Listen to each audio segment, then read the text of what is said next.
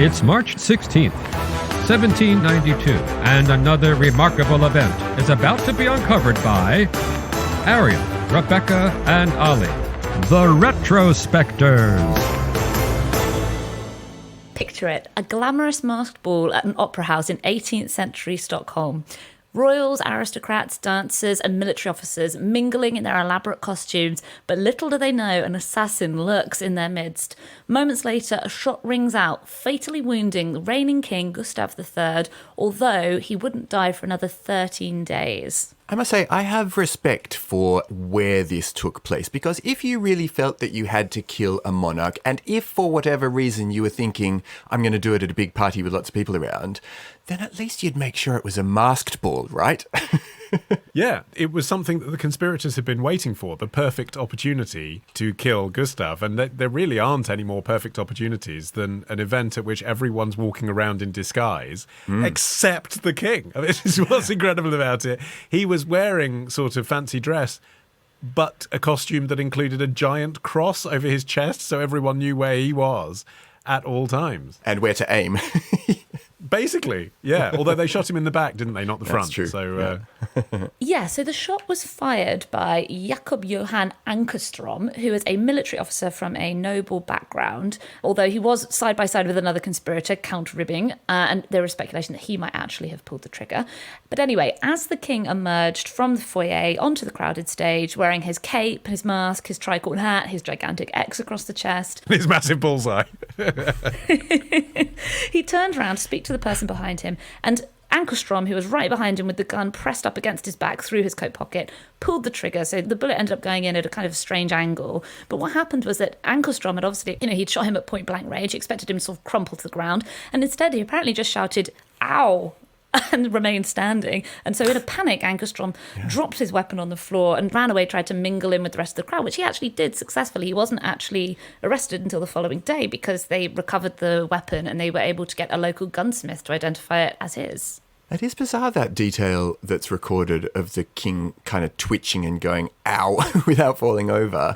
He later said, ouch, I am wounded, and was taken away to his room to try to recover from having been shot in the back.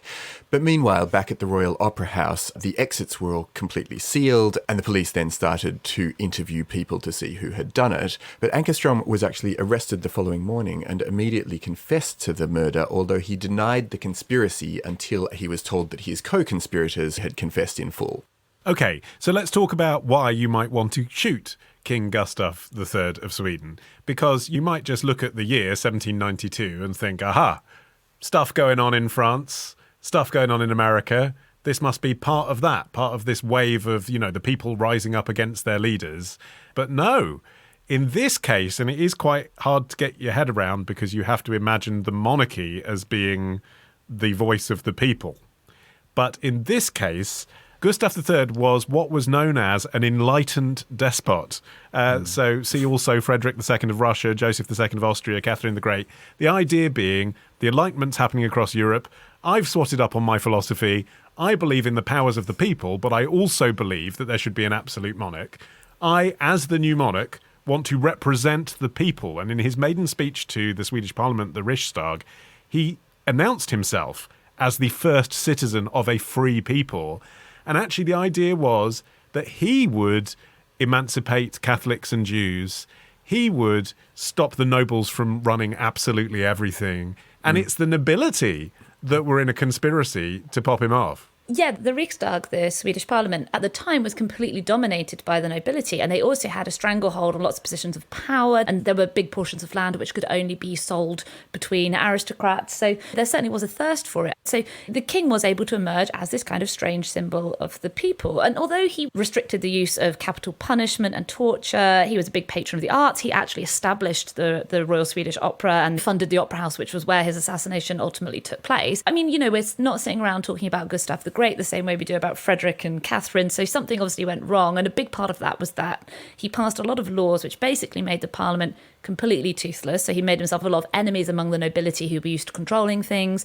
And also he had a bit of a habit of starting wars without permission from Parliament, including one against Russia, which obviously made him extremely unpopular as well. Although the war in the end wasn't disastrous, it ended kind of in a stalemate. Although that was very clever militarily, because by doing that, it then triggered the Danish as an ally of Russia to launch a war with Sweden. And then, of course, everyone in Sweden, including the nobility who hated him, had to say they were on his side against the Danish. So actually, the very people that privately hated him had to publicly stand by him. Yeah, he started work on opposing the French Revolution, and specifically he aimed at forming a league of European monarchs to put Louis XVI back on the throne. But the Swedish nobility remained just completely opposed to him, and it was at this point that they initiated their assassination.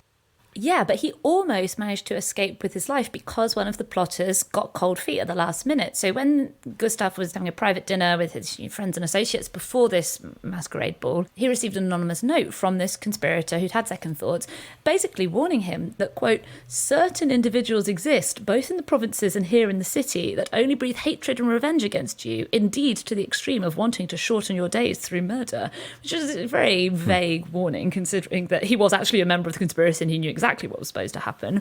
But the king had actually received a lot of death threats, and so he didn't take this one extremely seriously. He went up into a box facing the stage, which was where the ball was taking place, and he stood there exposed for about 10 minutes, and then he turned to his friends and said, this would have been an opportunity to shoot. Come, let us go down. And it was then that he was actually shot as he made his way back onto the stage. Yeah, I think he was confident no one was going to shoot him, not because he thought he was popular, although he actually was popular amongst a lot of the public, but because he'd been on the throne for so long. You sort of read about him annoying the nobility by staging a coup, because that's kind of what happened. Even though he was king, he had to effectively overthrow the parliament to get more power to enact what he wanted on behalf of the people. You read about that and you think, oh, well, that really annoyed the nobility, so obviously then they plotted to kill him and then they killed him. No, 20 years went by. He'd been on the throne for 20 years by this point. So he must have had decades of people writing to him saying, look, mate, someone's going to try and kill you. And he must have just thought, yeah, this happens all the time. I'm going to be fine. The conspirator who tried to warn him off was a guy called Lillyhorn. And actually, it was lucky for him that he had written the letter, even though it was anonymous, because he was able to prove that he had written it. And then once the comeuppance came to all the other conspirators, it was Lillyhorn who didn't end up hung, drawn and quartered. I mean, what happened to Ankerstrom was really... I mean, belt and braces. They flogged him in public for 3 days. Oof. Then they chopped off his hand because it was his hand that had killed the king, you know, his trigger finger.